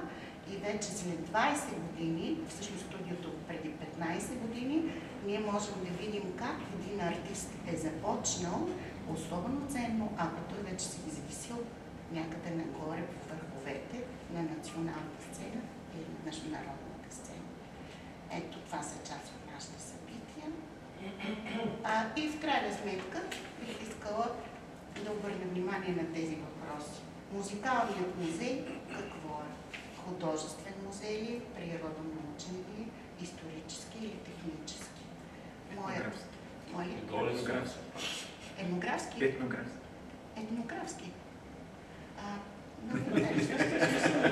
Няма етнографски. Ами аз бих казала, че това е всичко.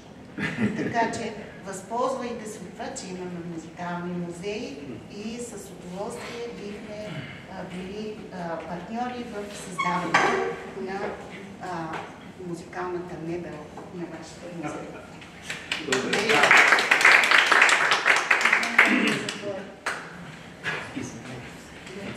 Благодаря всичко. В този смисъл.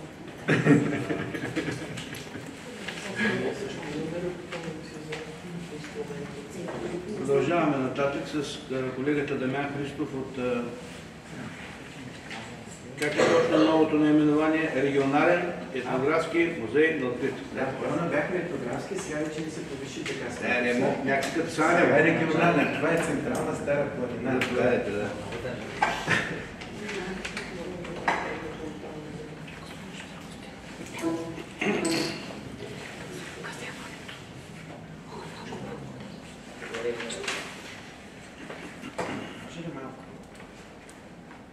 Ски. Ето, представете.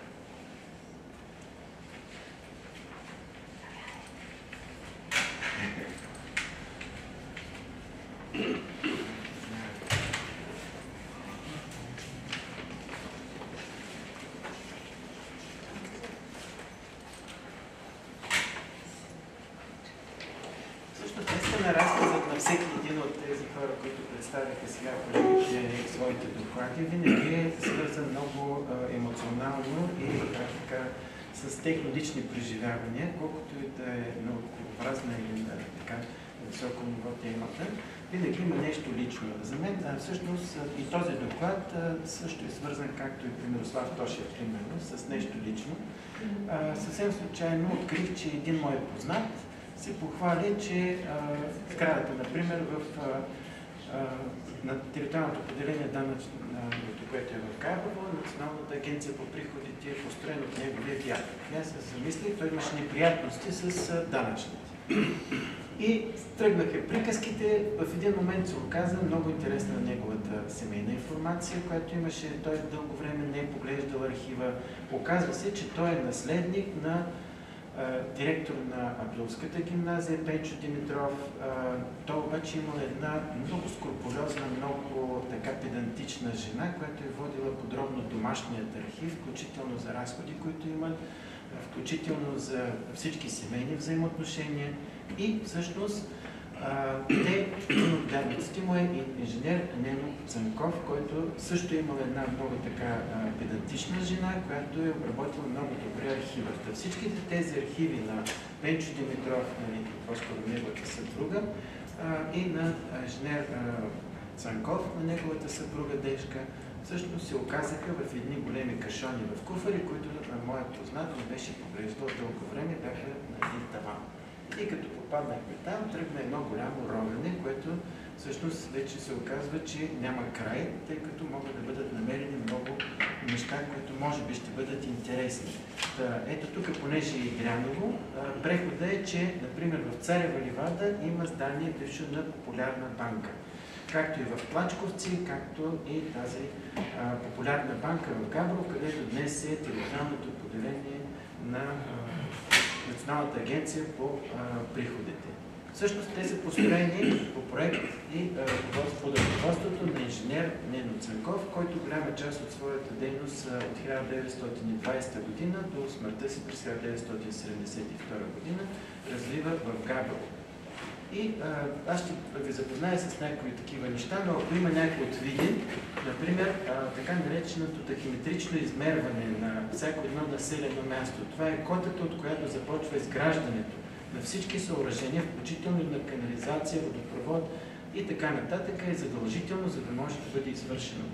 Видин, Свищов и други градове в страната и села се оказва, че тази тахиметрично изследване всъщност е направено от един човек от село Костинковци, инженер Нено Цанков. И всяко едно населено място, за да се развива, е необходимо да има някаква инфраструктура. Защото в миналото всяко едно населено място, за да процъфти, то, за да се развива, трябва да се намира на определена локация, до път, до вода, разбира се, и съответно да има население, което да развива това населено място. Габрово е известен със своите занаятчийски умения на местното население, както и с това, че се развива като град, но сравнително доста отскоро. Не сме много от древно селище, нямаме някакви архитектурни такива остатъци, да кажем, както Стара Загора или Пловдив, 8000 години, най-старите градове в Европа претендират, според кой е по-стар. И така доста други места, които имат вече натрупване през различни исторически периоди, т.е. на строителни образци. А Габрово е сравнително ново. Целта на тази публикация, която аз се надявам да представя, е да може да се покаже това, което е дейността на Нено Цанков.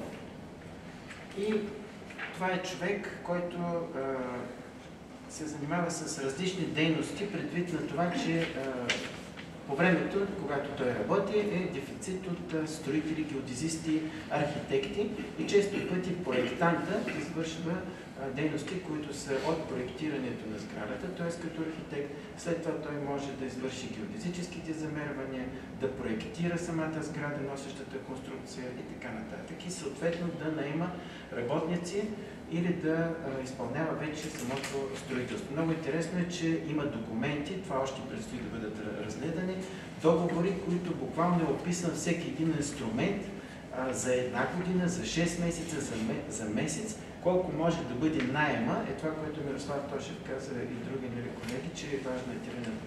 Колко е найема, да кажем, на една кирка, нали, съответно, колко е найема на различни строителни инструменти и всичко това може да бъде подробно, скрупулезно, както един такъв подробно описано. Тези информации, договори са също ценни за нас. Това, което може да се каже за Нено Цанков е, че всъщност той е роден в село Костенковци, което е сега Габровско село, нали, което е на община Габрово. Ето това е кръщелното му свидетелство, което съвсем така случайно успяхме да намерим. Той успява да завърши след това висше образование в Гант, Белгия. Това е неговото голямо предимство. Нали. И всъщност може да се каже, че неговият пример е бил баща му, който в село Костенковци се заселва, след като има притеснение от турците от село Джуленица. За съжаление и там родовата памет, както често пъти при нас се прекъсва. Знае се само бащата на Иван, на бащата на инженер Нено Цанков, как се е казвал, липсва информация за майчина линия и така нататък, но все пак се знае, нали, че той е бил строител, организирал е тайфа, която всъщност отива в различни части, не само на Северна България, в региона на Централна Стара планина, но е работил и на територията на Османската империя, Одрин, Солун и така нататък. Вероятно бащата Иван е послужил като пример за Нено Цанков, за да може той да реши да избере професията на инженера, на строителя. Ето това е сертификатът на дипломата всъщност от Гант.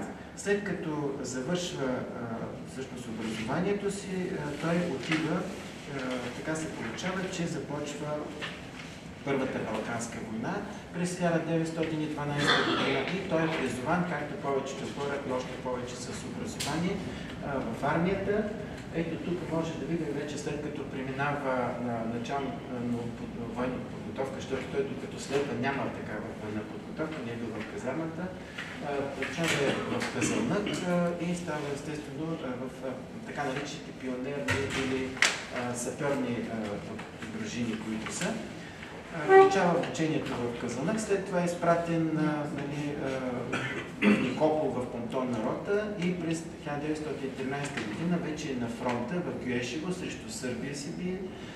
През войната преминава и обучение в школата за запасни офицери в Княжево, произведен в чин подпоручик и освободен от армията след завършването ѝ. Но през 1914 година постъпва в Министерство на благоустройството в град София, като междувременно получава и няколко такива ордени, които са за участието му в Балканската война. Документите са наистина много интересни. След като постъпва през 1914 година в Министерство на благоустройството, е командирован в град Разлог. Ето тук може да намерим нещо общо. Колегите, ако проучват историята на Разлог и по-скоро там Поруда, Банско, Добрилище, Негокоп, Коца Делчев, може да бъдат намерени документи, които са запазени в архива на Нено Цанков и не са още прибрани в регионалния исторически музей, тъй като междувременно се заформи една драма, кой да вземе някои от документите регионалния исторически музей или архива, или пък етера, който ние сме все пак етнографски музей. Но ето тук колежката, която каза, етнографията обхваща всичко. На практика така се получава, но имаме конкуренция с исторически, с архива, който да вземе част от архива, дали на Пенчо Димитров, дали на Чинев, така. Но ако някой има от музеите в Негокоп, Гоце Делчев, Банско, каква е връзката?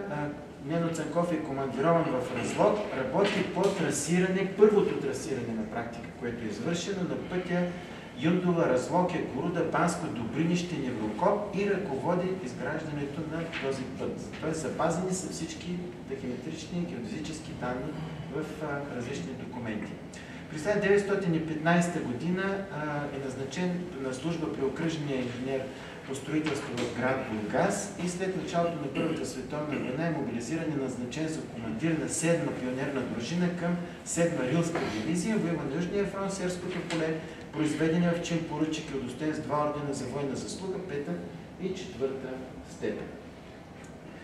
След войната постъпва на работа отново при окръжния инженер в град Бургас, назначение за участъков инженер в град Сливен. Ето тук, нали, преди малко имаше колеги от Сливен, които всъщност са друга линия тук, но се оказва, че техническият участък в Карнобат, например, е създаден под ръководството на инженер Нено Цанков. Има съответно документ, който е подпечатан и удостоверява точно периода, в който той го създава. И документи, които доказват, нали, че всъщност той е съпричастен към това, което е наистина на времето нещо, както се казва, А-бето на всяко едно строително дело, съответното населено място. През 1920 година инженер Нено Цанков се завръща в Габрово, започва частна практика като инженер-строител. И вече тук има неща, които са свързани изключително с инфраструктурата в Габрово, които и до момента се ползват, не само на Габрово, но казахме Севлий Одряно от Равния и Плачковци, тъй като той е градски инженер в различни години и на Севлиево, и на Габрово. През 1928 година обаче се състоява едно така знаменателно събитие в личния му живот. Разбира се, както и всеки човек, той се жени за Дежка. Това е сватбената им снимка. И имат син Веселин, а неговият внук Дарин на Веселин, внукът на Нено Цанков, всъщност Дарин за сега малка част от този архив неговия, но продължаваме да го обработваме. И само няколко момента, които са свързани с професионалната дейност на Нено Цанков. Вижте какъв поглед има този човек. Много интересно е, чисто етнографски, и преди малко колежката, която беше от Сливен, ако изследва излъчването на хората от тези снимки, които виждаме. Това е мое лично мнение, което се така от етнографска гледна точка и както се шегуват някои от гледна точка на мощно изследване и така нататък. Излъчването, което имат най-обикновените млади хора, било от село, от град, в миналото. Дори хора, които са отрудени, и съвременните младежи, които се виждат във Фейсбук, нали, е интересно да се направи един такъв анализ, който може би няма да бъде в едната или другата група. Не знам, вие може да направите сами избор. Да вижте какъв поглед има Нено Цанков, нали, който ръководи в различни периоди до 200 човека, които реализират строителни обекти на територията, както ви казах, не само на тези 4 общини в Габровска област, но и на другите в страната. И няколко основни момента, които той извършва. Ето тук е заснет, за съжаление нямаме работни процеси, да кажем, на пристанището в Видин, когато той прави там нивелацията на целия град, нали, канализацията, водопроводна мрежа и строителството. Сега във Видин се реализира благодарение на основните тези данни, които той направи, нищо, че са минали толкова години. Ето тук е Свищов пристанището, също тук работи там.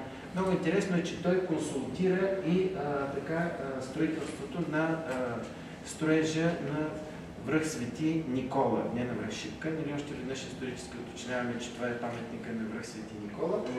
Интересно е, че тук е на 29 юли 1938 година, т.е. скелето още не е махнато, за да бъде открит паметника. Нали, това е със съпругата си Дежка, където е на паметника, затова е взехме в музея. За някои от тези обекти, които все още се ползват от Нено Цанков, работи в Габрово екологична, чиста, както сега се казва, водно-електрическа централа, Малоша се нарича. Тя е направена благодарение на това, че един от тези структуроопределящи обекти, които е изградил Нено Цанков, всъщност е водохващането на водата в района на Козещица, реката, която минава до Соколския манастир. Соколския манастир за водохващането и каптирането и осигуряването на вода на Етърска община и на част от Габрово, което все още се ползва дори нали, така по ред причини и въпреки смяната частично на водопровод, на каптажи ремонти, някои от тези участници все още се ползват така, както са били изградени тогава. Цялата документация, която е интересна, нали, цялата документация на водохващането и преносната мрежа на Козещица и на ВЕЦ Малуша е запазена от инженер Нено Цанков, вече благодарение на неговия внук е в нашия музей, който е малко по-различен, но все пак е нова придобивка за музея. Всъщност и какво още основните неща, които са направени, благодарение на неговите корекция на река Янтра от основно училище Васил Левски до читалище Априлов Павлузов и на река Синкевица от вливането и в река Янтра до моста в квартал Борово. Това означава и тези подпорни стени, които са изградени все още, които виждаме. Изработване на план и каптиране на подземната питейна вода през Соколския манастир, това, което ви казах, изграждане на фабричните сгради на военно-мощарска шивашка фабрика, по-късно държавно предприятие Сърпичук в Габрово. Интересно е, че освен нивелацията на градовете Видин, Свищов, той извършва и такава на селата Златарица, община Горна Оряховица, Лисичево, община Панагюрище, Дивитаки, община Ловеч. Изработва план и реализация на водоснабдяването на град Севлиево, този участък, който е за село Круши, въпреки че сега имат проблеми Севлиево с водоснабдяването, тъй като Мокра Бяла не е изграден от около 36 години язовира, за да снабди Севлиево. Основната част от водопровода се използва още откакто той е проектирал това. След това, интересно е, че се ползват все още мостовете на река Росица от Севлиево за Велико Търново и от Севлиево за село Крушево, които са проектирани и изпълнени под ръководство на инженер Нено Цанков. И ето тук връзката с колежката преди малко, която говори, че всъщност той, както и много други такива архитекти, които се нагърват с тази работа, изгражда къщи за бежанци от селата Кулата и Чучулигово, община Сандански, по задание на дирекция за бежанците. И там също има абсолютно запазена документация, колко е струвало, това, което е много интересно в съпоставка с съвременните строителни дейности и услуги, включително и наем, който е изключвал с местни жители за каруца, за конски впряг с каруца и така нататък. Всъщност казах и вече, че строежите на популярна банка в Габрово, град Плачковци, село Царево и Ливада са извършени по негов проект и съответно той изгражда десетки държавни, частни индустриални предприятия, хотели и къщи в градовете Габрово, Севлиево, Дряново и Трявна. В Дряново, например, са над сега намерихме 14 такива сгради, които са на промишлени предприятия или на отделни частни къщи, които са запазени частично или напълно цялата документация за строителството. Някои все още съществуват. Интересно е, че всъщност от 1940 до 1942 година, това са едни такива моменти, които много силно, както казваме сега, лобирането от страна на някои инвеститори. Ясно е до какво води това. Той е градски инженер в град Габрово, по-късно от 1944-1945 изпълнява същата длъжност и в град Севлиево, т.е. отговаря за Севлиево общината. По-късно, в 1949-1954 ръководи строителните работи в кооперация Строител Габрово, след това работи до 1954 година проектантската организация, която съществува тогава и се създава в Габрово.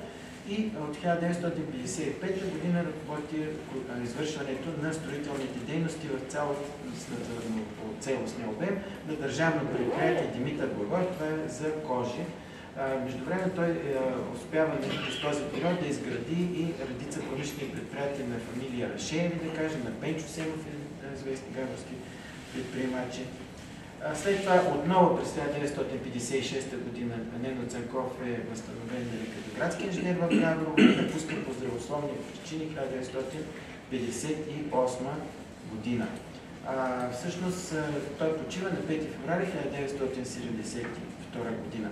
По спомени на негови близки, които също са записани, той е бил изключително пунктуален, но не толкова колкото съпругата си, която на всички тези фотографии, които виждаме, с грижлив женски почерк е написала датата и годината и кои са точно на снимката. И ето тази сграда, може да видите сега, където е кметството на село Царева Ливада. Не случайно това са традиционните за този период сгради. Ето това е териториалната дирекция на Националната агенция за приходите в Габрово. И благодаря ви за вниманието. Може да се каже, че все още сме така във времето, когато може да видим това, което е създал, проектирал инженер Нено строител, Нено Цанков, строител, който може да ни покаже, че наистина има наследници на габровските дюлгери, защото ние все пак сме музей, който изучава строителните дейности за наятите, аз съм отдел за наяти. И оправдавам се, защо проявих интерес към Нено Цанков. Той е наследник на тези дюлгери, така да го наречем. Благодаря ви. Аз ще благодаря за подкрепата на колегите от Етера за националната кауза, да припомня за възстановяване на традиционното и исторически утвърдено име на връх Свети Никола, за което работим отдавна. Първото представяне на моята книга беше в Габровския музей, древно винаги са помагали. Президентът е наясно, но не хае. Да и жив и здрав.